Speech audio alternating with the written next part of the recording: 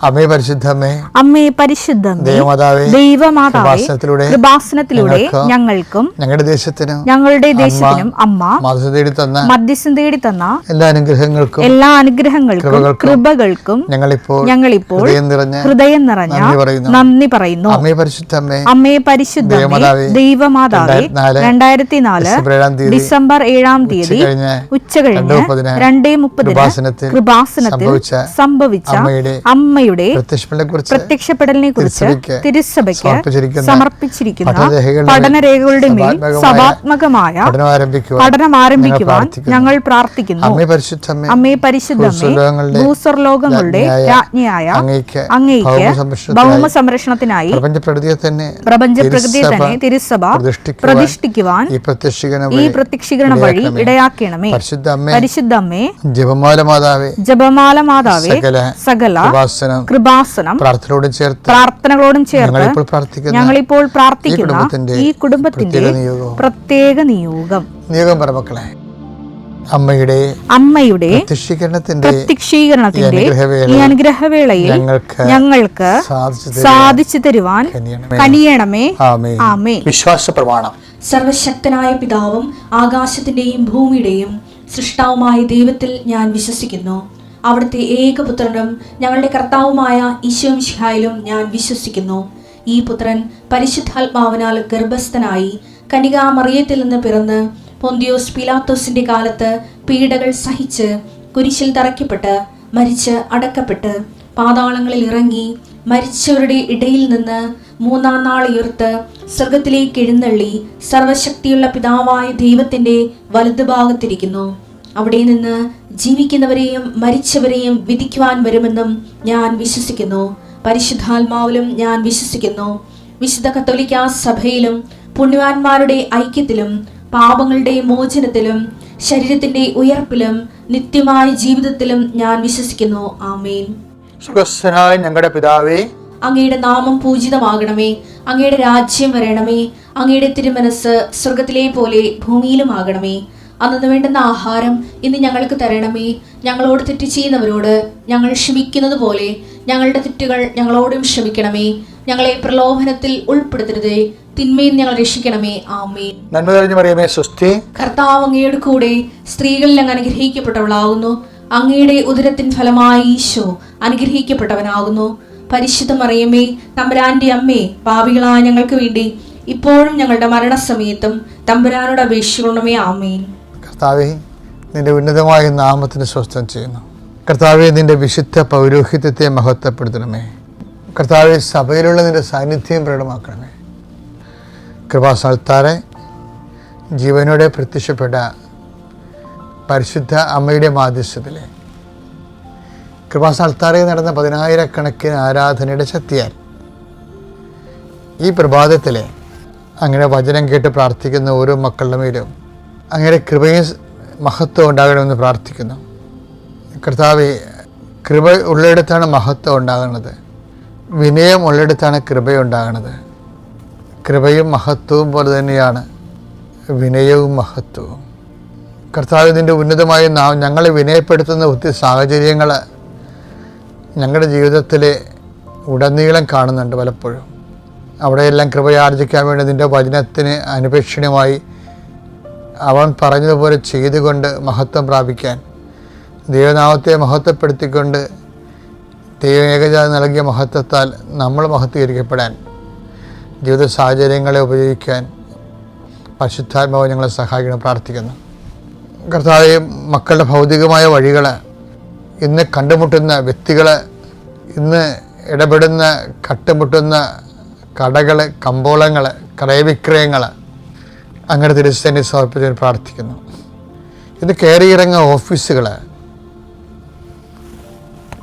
ആശുപത്രി പോകുന്നവരുടെ ആശുപത്രിയും അതിൻ്റെ ഡയഗ്നോസിസും, ഡോക്ടറിനെ കാണുമ്പോൾ ഉണ്ടാകുന്ന അവരുടെ എല്ലാവിധ രോഗ വിവരണങ്ങളും, രോഗനിശ്ചയവും അതിന് മരുന്നിൻ്റെ കുറിപ്പടികളും പ്രിസ്ക്രിപ്ഷനും എല്ലാം പരിശുദ്ധാത്മാവിൽ പൂർണ്ണമായി നിറയാൻ വേണ്ടി കർത്താവിൻ്റെ കരത്തിൻ്റെ കീഴിലേക്ക് സമർപ്പിക്കുന്നു.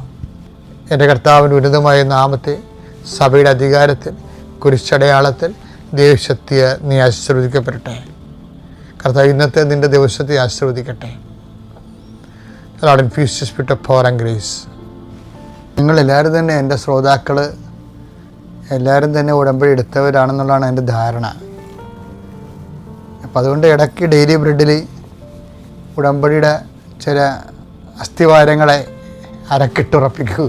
സങ്കീർത്തനം 105:8 വായിച്ച് അവിടുന്ന് തൻ്റെ ഉടമ്പടി എന്നേക്കും അനുസ്മരിക്കും.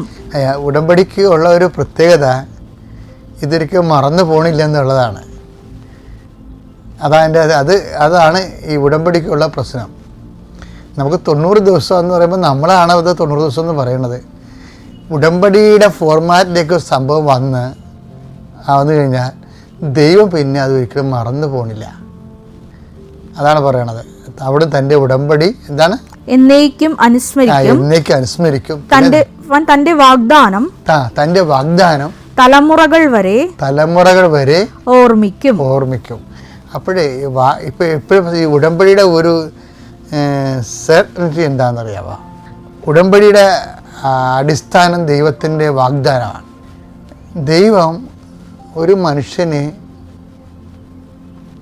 ഇഹത്തിലും പരത്തിലുമുള്ള ആവശ്യങ്ങൾക്കെല്ലാം കൂടി ദൈവം നമുക്ക് അത് പ്രാപിക്കാൻ വേണ്ടി നമുക്ക് നൽകണത് വാഗ്ദാനമാണ്.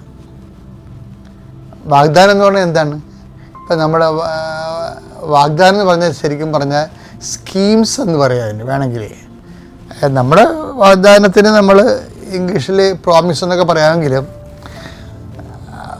ഉടമ്പടിയുടെ ഒരു ഇക്കോണമിയിൽ വർക്ക് ചെയ്യുമ്പോൾ അത് സ്കീംസ് എന്നാണ് പറയണത്. അവിടെ സ്കീംസ് എന്ന് പറഞ്ഞാൽ ഇപ്പോൾ പഞ്ചായത്തിലെ ഇടയ്ക്ക് ഞാനിവിടെ പറയാറുള്ളതാണ്. പഞ്ചായത്തിലെ നമുക്ക് ഒത്തിരി ആവശ്യങ്ങളുണ്ട്.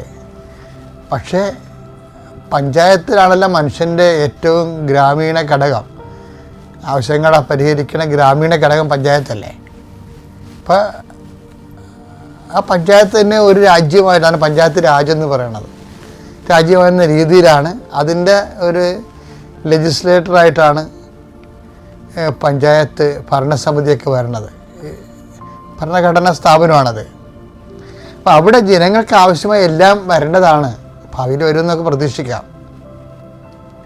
അപ്പോൾ അവിടെ ആവശ്യങ്ങൾ നമ്മുടെ ഒരു ആവശ്യങ്ങൾ പറയുമ്പോൾ അവർ ചില സമയത്ത് പറയും അതിന് സ്കീമില്ലെന്ന് പറയും. അതാണ് വിഷയം. ആ സ്കീമില്ല. ഇപ്പം നമ്മൾ മഴ വരുന്ന സാറേ പെര റിപ്പയർ ചെയ്യണമെന്ന് പറയും പുതിയ പെര വെച്ച് കൊടുക്കാനുള്ള സ്കീമുണ്ട്, പക്ഷേ ഫണ്ട് വന്നിട്ടില്ലെന്ന് പറയും. പക്ഷേ റിപ്പയർ ചെയ്യുക സ്കീം പോയില്ല. അതിന് ആപ്ലിക്കേഷൻ റിജക്റ്റ് ചെയ്യും. ആപ്ലിക്കേഷൻ വെക്കാൻ പറ്റത്തില്ല, കാര്യം സ്കീമില്ലാത്തതുകൊണ്ടാണ്. ദൈവം എന്ത് വെച്ച് കഴിഞ്ഞാൽ എല്ലാത്തിനും ഇങ്ങനെ സ്കീമാക്കി വെച്ചിരിക്കുകയാണ്. ഇത് ദൈവത്തിൻ്റെ സിംഗിൾ സ്കീം എന്ന് പറഞ്ഞാൽ എന്താ? 8855 വാഗ്ദാനങ്ങൾ ദൈവം കൊടുത്തിരിക്കണം. അതിൻ്റെ അകത്ത് ഇഹത്തിലും പരത്തിലുള്ള എല്ലാ ആവശ്യങ്ങളും അതിൻ്റെ അകത്ത് ഉൾക്കൊണ്ടിട്ടുണ്ട്. എന്നിട്ട് ദൈവം എന്നാ ചെയ്തിരിക്കണമെന്ന് ഇതിനെല്ലാത്തിനും കൂടി സിംഗിൾ ആപ്പെന്ന് പറയത്തില്ലേ, സിംഗിൾ റൂഫിനകത്ത് കൊണ്ടുവന്നത്. ഈ മൾട്ടി പർപ്പസുകളെല്ലാം സിംഗിൾ റൂഫ് ചെയ്തിരിക്കുകയാണ്. ആ റൂഫിങ്ങിൻ്റെ പേരാണ് ക്രിസ്തു എന്ന്. അതാണ് ക്രിസ്തു എല്ലാമാണ്, എല്ലാവരിലുമാണ്. കൊളോസിയൻസിന്റെ 3:11 ക്രിസ്തു എല്ലാമാണ്, ക്രിസ്തു എല്ലാമാണ്, എല്ലാവരിലുമാണ്. അത് എന്താ സംഭവിച്ചു കഴിഞ്ഞാൽ ഈ ക്രിസ്തു എന്ന് പറഞ്ഞ ഉടനെ പരിശുദ്ധാത്മ പറയും not only for Christians, not only for Jews. അത് പറഞ്ഞാൽ പരിശുദ്ധാത്മാവ് ഉടനെ ക്രിസ്തുവിനെ വ്യാഖ്യാനിച്ചിട്ട് പരത്തും. കാര്യം ദൈവം ക്രിസ്തുവിനെ കൊടുത്തിരിക്കുന്നത് എല്ലാവർക്കും വേണ്ടിയാണ്. അതുകൊണ്ട് തന്നെ സഭയുടെ വലിയ ഉത്തരവാദിത്തമാണ് എല്ലാവരെയും ക്രിസ്തുവിൻ്റെ ഒരു സിംഗിൾ റൂഫിൻ്റെ താഴെ കൊണ്ടുവരിക എന്നുള്ളത്, വിശ്വാസത്തിലേ. അല്ലാതെ അവരെ മതം മാറ്റുകയോ അവരുടെ ജീവിത രീതി അവർ ജീവിച്ചു പോകുന്ന രീതി അവരുടെ പാരമ്പര്യങ്ങൾ മാറ്റുകയോ എന്ന് അത് സെക്കൻഡറിയാണ്. അത് പതുക്കെ സംഭവിച്ച് ക്രിസ്തുവിനെ സ്വീകരിക്കുന്ന അനുസരിച്ച് സംഭവിക്കേണ്ടതാണ്. അല്ലാതെ ഇത് മാറ്റിയാൽ മാത്രമേ ക്രിസ്തുവിനെ സ്വീകരിക്കാൻ പാടുള്ളൂ പറഞ്ഞുകൊണ്ട് ഒരു വാട്ടർ ടൈറ്റ് കമ്പാർട്ട്മെൻറ്റ് ഉണ്ടാക്കുന്നത് മിഷണറി ആയിട്ട് പറഞ്ഞ ഹെൽത്തി അല്ല. മനസ്സിലായില്ലേ? കാരണം ആൾക്കാർ ഒത്തിരി പ്രാധാന്യം കൊടുക്കുന്നത് ഇന്നതൊക്കെ മാറ്റിയാൽ ക്രിസ്തുവിനെ സ്വീകരിക്കാൻ പറ്റത്തുള്ളതെന്നാണ് പറഞ്ഞിട്ടാണ് ചില ആൾക്കാർ വാട്ടർ ടൈറ്റ് കമ്പാർട്ട്മെൻറ്റ് ഉണ്ടാക്കുന്നത്. ക്രിസ്തു അത് അംഗീകരിക്കുമെന്ന് നമുക്കറിയത്തില്ല. കാര്യം വെച്ച് കഴിഞ്ഞാൽ ക്രിസ്തുവിനെ സ്വീകരിക്കുന്ന അനുസരിച്ചാണ് വെളിച്ചം കൂടുന്ന ഓരോ വിഷയത്തിനും സുവിശേഷത്തിനും നമ്മൾ വെളിച്ചം എന്ന് പറയുന്നത്. ഓരോ മേഖലയിലേക്കും സുവിശേഷ വെളിച്ചം പ്രവേശിക്കുന്ന അനുസരിച്ചാണ് ആ മേഖലയിലുള്ള ഇരുട്ട് മാറി മാറി കൊടുക്കുന്നത്. പിടികിട്ടിയ അതൊരു മിഷണറി സമീപനമാണത്. എന്ന് വെച്ച് കഴിഞ്ഞാൽ ഒരു വ്യക്തികളെ നമ്മുടെ ഉദ്ദേശം എന്താണ്?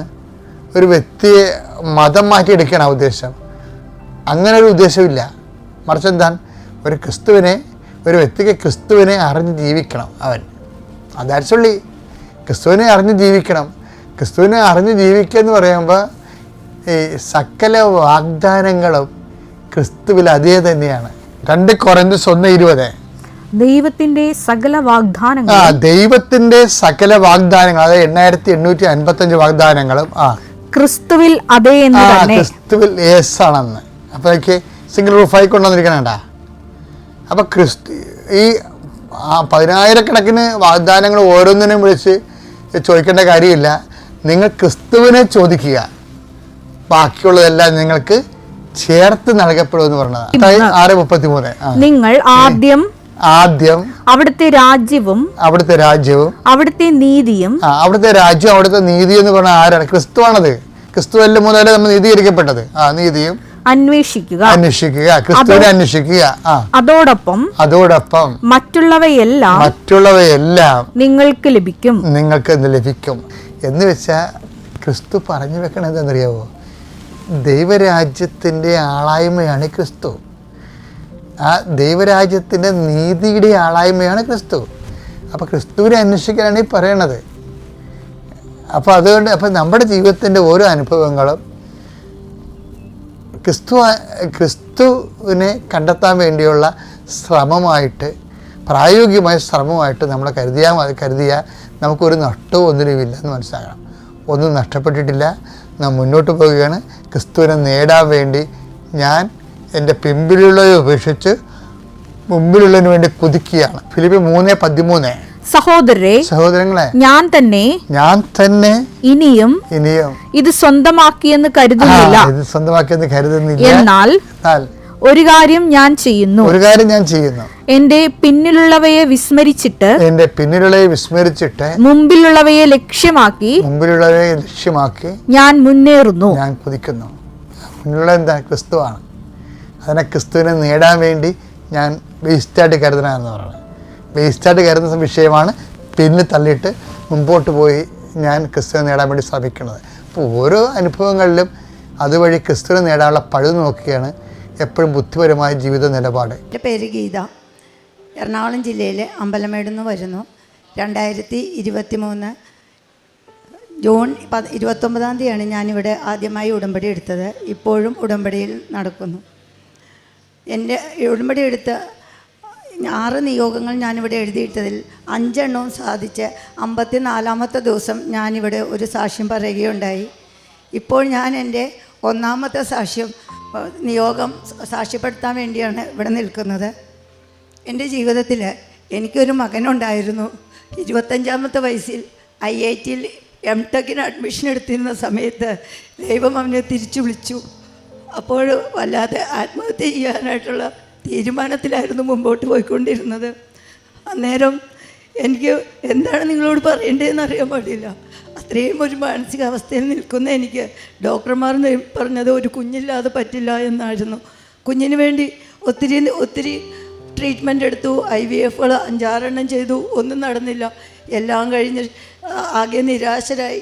ഇനി എന്ത് എന്ന് ഉത്തരം കിട്ടാതിരിക്കുന്ന സമയത്ത് ഒരു ദിവസം യൂട്യൂബ് വഴി, ഞാനങ്ങനെ ഫോൺ ഉപയോഗിക്കുന്ന ആളല്ല, സ്കൂളിലൊരു അധ്യാപികയാണ്. അപ്പോൾ അതിന് മാത്രമാണ് ഞാൻ എന്തെങ്കിലും കാരണത്താൽ ഫോൺ എടുക്കാറ്. അല്ലാതെ അങ്ങനെ യൂട്യൂബൊന്നും കണ്ടിരിക്കുന്ന ആളല്ല. പക്ഷേ അന്ന് യൂട്യൂബിൽ നോക്കിയപ്പോൾ യാദൃശ്ചികമായി ഇവിടുത്തെ ഒരു സാക്ഷ്യം കേൾക്കാനിടയായി. അച്ഛൻ്റെ പ്രസംഗവും കൂടെ കേട്ടപ്പോൾ കൃപാസനത്തിൽ വരണം എന്ന് എനിക്ക് തോന്നി. ഞാനിവിടെ വരികയും ഉടമ്പടി എടുത്ത് പ്രാർത്ഥിക്കുകയും ചെയ്തു. അതിൻ്റെ ഫലമായി 84-ാമത്തെ ദിവസം ഞാൻ പോസിറ്റീവായി. ഇപ്പോഴെനിക്ക് 2 കുഞ്ഞുങ്ങളുണ്ട്. ഒരു കുഞ്ഞിന് പകരം മാതാവ് എനിക്ക് 2 കുഞ്ഞിനെ തന്ന് അനുഗ്രഹിച്ചു. ഞാനിവിടെ വന്നപ്പോൾ പ്രഗ്നൻ്റ് ആയപ്പോൾ തന്നെ ഞാനിവിടെ വന്നു. അപ്പോൾ സാക്ഷ്യക്കൂട്ടിലിരിക്കുന്ന ഉടമ്പടി എഴുതിക്കുന്ന സിസ്റ്റർ എന്നോട് പറഞ്ഞു, ഇപ്പോഴൊന്നും ആ സമയമായിട്ടില്ല, കർത്താവ് കുറച്ചുകൂടെ വെളിപ്പെടുത്തട്ടെ എന്ന് പറഞ്ഞു. അതാണ് കർത്താവ് വെളിപ്പെടുത്തിയതാണ് ഇപ്പോഴെൻ്റെ കയ്യിലിരിക്കുന്നത്. അവർ പ്രസവിക്കുന്ന സമയത്ത് ഇവിടെ വന്ന് ഞാൻ പോകുമ്പോഴെനിക്ക് നന്നായി ബ്ലീഡിങ് ആയി. കാരണം എൻ്റെ വീട് എറണാകുളത്ത് നിന്നും അമ്പലമേട് വരെ പോകണം, ഒത്തിരി ദൂരമുണ്ട്. എങ്കിലും അമ്മയെ കാണാനുള്ള ഒരു ആഗ്രഹവും കൊണ്ട് എനിക്ക് എൻ്റെ ശാരീരിക ബുദ്ധിമുട്ടുകളെല്ലാം മറന്ന്, എൻ്റെ പ്രായം മറന്ന് ഞാനിവിടെ ഓടിയെത്തുകയായിരുന്നു. കാരണം ഡോക്ടേഴ്സ് എല്ലാം പറഞ്ഞു, നിങ്ങളുടെ യൂട്രസ് ചെറുതാണ്, നിങ്ങൾക്ക് ഇത്രയും പ്രായമായി, നിങ്ങൾക്ക് ഇനി ഒരു കുഞ്ഞിനെക്കുറിച്ച് ചിന്തിക്കാൻ പറ്റുമോ എന്നാണ് എന്നോട് ചോദിച്ചത്. പറ്റുമെന്നുള്ള രീതിയിലാണ് IVF ഒക്കെ ചെയ്തത്. പക്ഷേ എന്നിട്ടും അതിനൊന്നും ഒരു ഉത്തരം കിട്ടിയില്ല.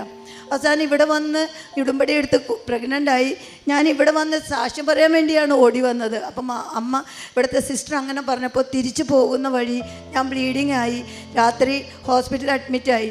അപ്പം നോക്കിക്കഴിഞ്ഞപ്പോൾ എൻ്റെ കുഞ്ഞ്, അന്നാണ് ഇരട്ടക്കുട്ടിയാണെന്ന് അറിയുന്നത്, കുഞ്ഞ് കിടക്കുന്ന സാക്ഷ്യം ആ സാക്ക് മാത്രം ബ്ലഡില്ല, ബാക്കി ഫുള്ളും ബ്ലഡ് ക്ലോട്ടായി.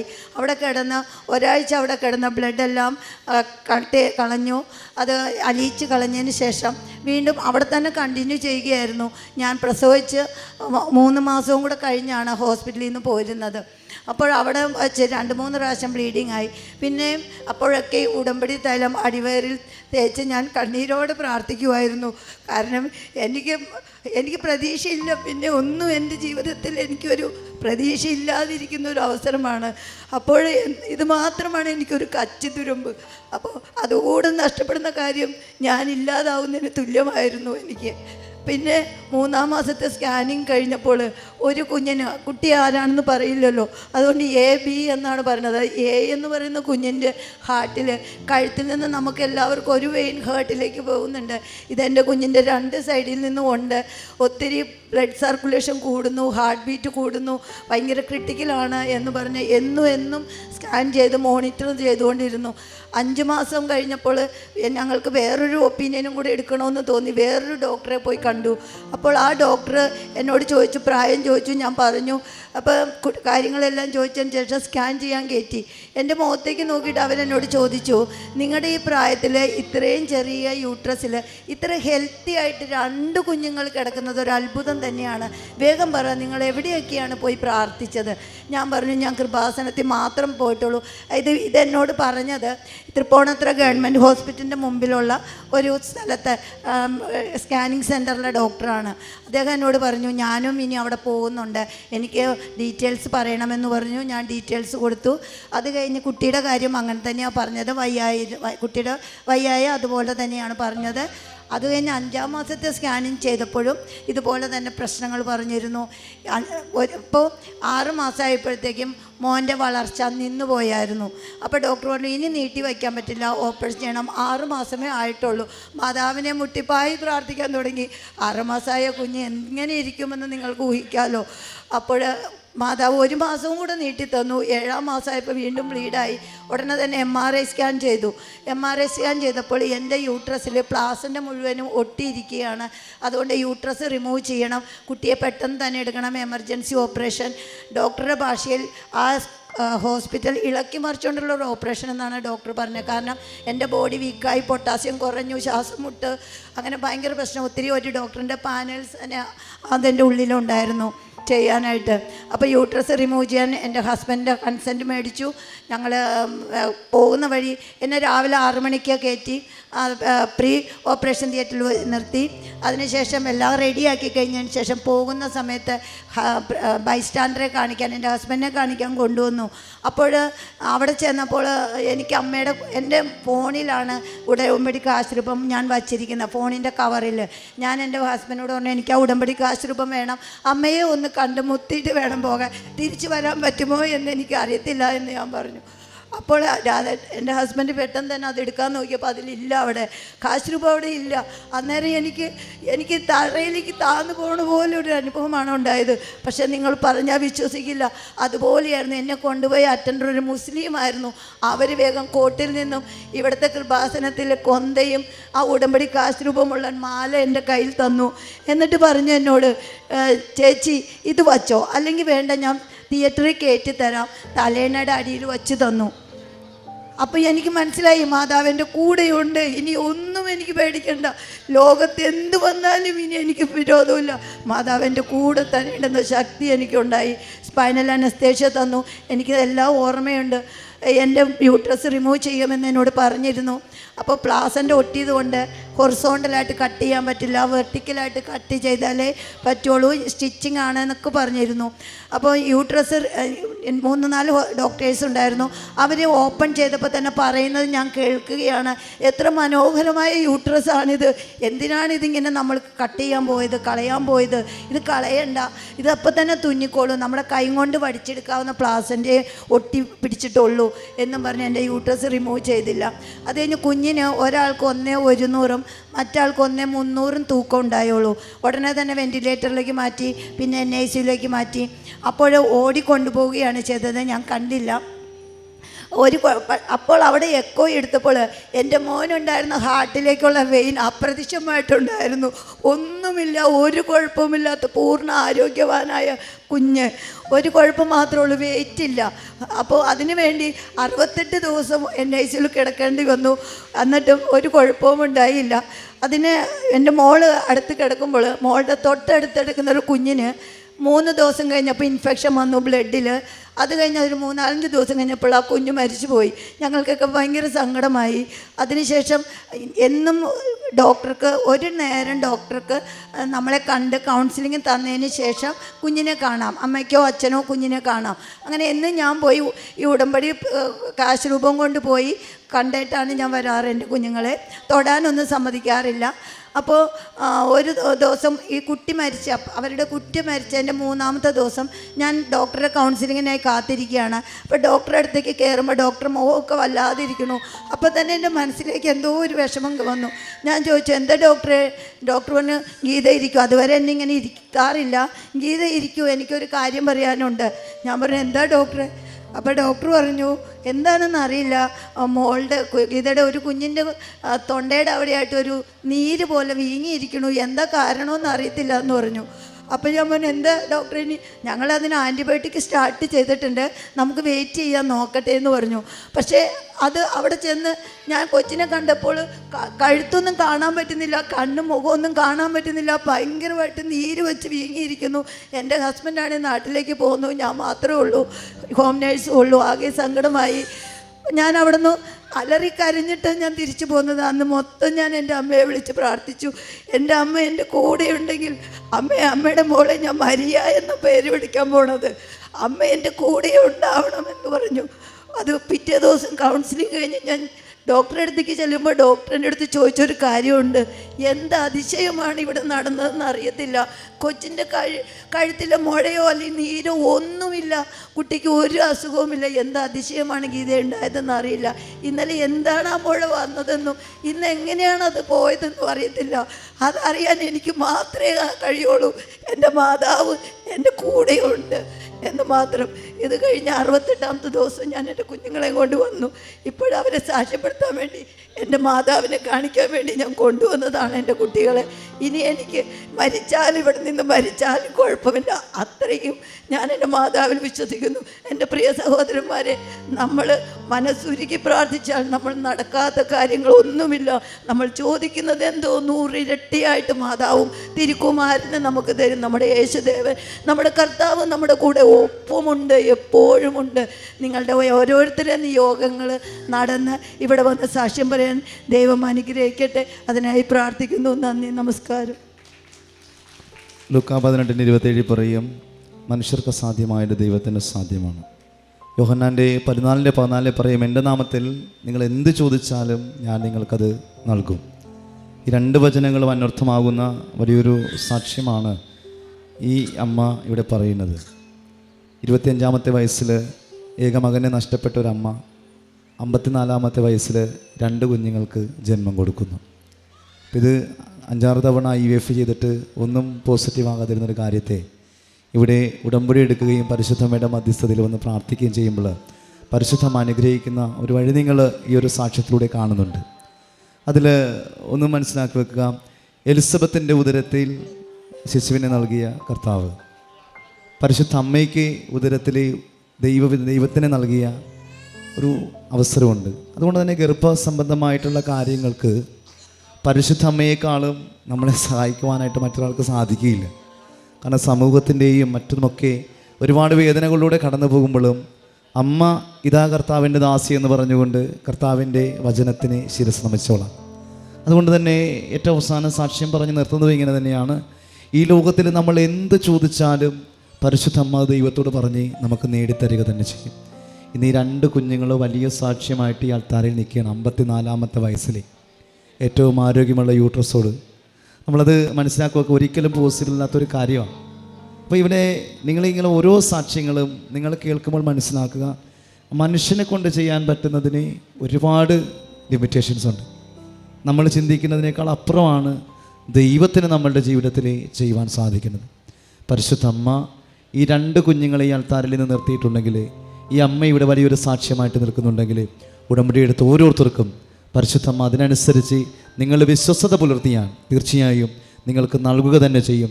മനസ്സുരുകി ഹൃദയപൂർവ്വം ഉടമ്പടിയും ഉടമ്പടി ക്രമങ്ങളും കാരുണ്യ പ്രവൃത്തികളും നമ്മുടെ ജീവിതമൊക്കെ നവീകരിക്കുമ്പോൾ പരിശുദ്ധ അമ്മയുടെ പ്രത്യക്ഷീകരണം ഒന്ന് സഭ അംഗീകരിക്കും. അതുവഴി അനേകായിരങ്ങൾ ഇവിടെ കൂടിയെത്തും. ഒത്തിരി അനുഗ്രഹങ്ങൾ ലോകത്തിനുണ്ടാകും. പരിശുദ്ധ അമ്മയുടെ നാമത്തിലെ ദൈവപിതാവ് നടത്തിയ വലിയ അത്ഭുതത്തിന് കരങ്ങളടിച്ച് നമുക്ക് ദൈവത്തെ മഹത്വപ്പെടുത്താം.